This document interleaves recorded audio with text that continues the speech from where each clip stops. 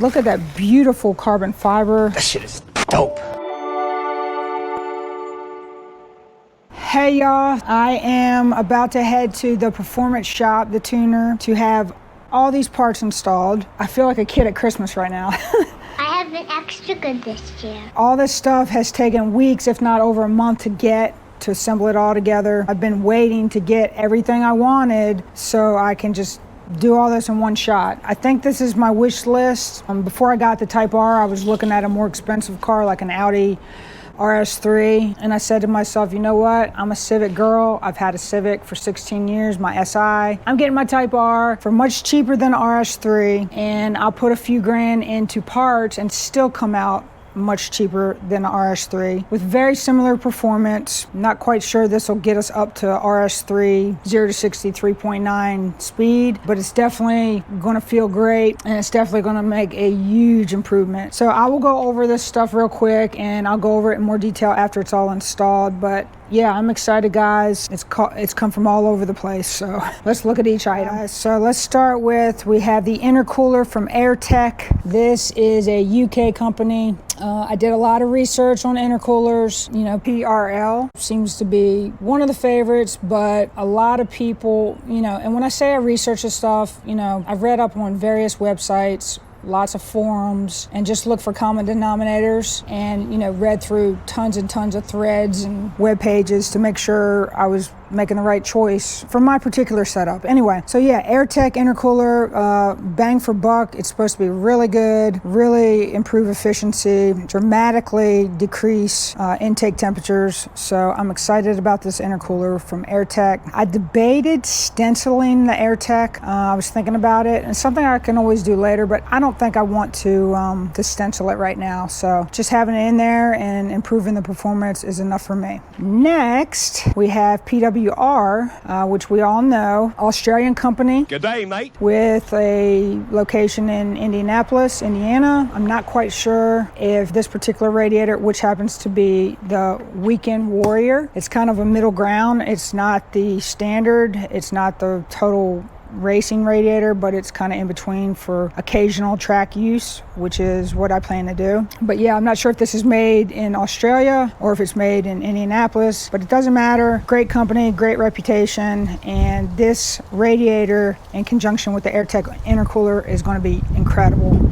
So can't wait to get that installed. Next, we're moving on to the Infinity Design High Volume Air Intake. This thing, I did a lot of research. I think there's that website with the two British guys, Tegaway. You're butchering it. Forgive me if I'm mispronouncing that. Hi guys, welcome back to the Tego YouTube channel. But they did this extensive review on several intakes for the FL5, and this had very high marks. I haven't went through, I've briefly opened it. I didn't like totally unravel it. I do this with one hand, but look at that beautiful carbon fiber. The red, it's beautiful. That's what I'm talking about. What do we got here? Nice little bag. Forgive me, I'm one-handed, guys. I know that's another part of it. You'll see all this stuff once I get it installed. But this thing, another like air intake, another UK company. So we're going all over the world, guys. Yeah, this is going to do great things. It's really going to give it a great sound, great performance boost, hopefully some more horsepower, and it's going to look good. Aesthetically, it's going to be very pretty.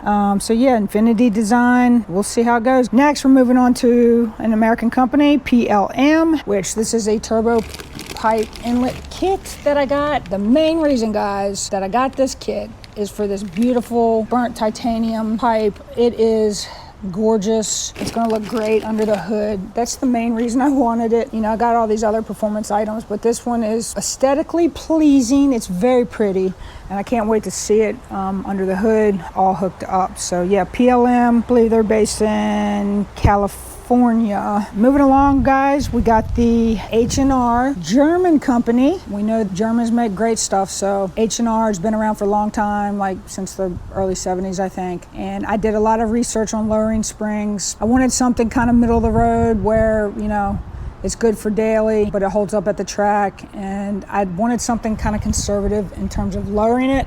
I'm in the Atlanta metro area, and there's a lot of potholes throughout the city, so Those streets have more potholes. I didn't want to go too low. I believe this lowers the front 0.6 of an inch, I think, and the back I got it backwards. 0.8 in the front, 0.6 in the back. So I like that. It's not crazy low. I was considering Swift and Spoon and is it Ebach or something? These seem to really get good reviews by people as a good middle ground, good reputation again. There's no reverse rake, which was a complaint I was reading about from a lot of people regarding the Spoon springs, and I don't want a reverse rake because I think the car just looks way better, you know, with the rear end sticking up a little bit more than the front. I think these are rated at 4.5 pounds or 4.8, something like that. So, you know, it's not going to be crazy bumpy, but, you know, we're going to feel the road a little bit more. But I think, you know, when I do go to the track at some point,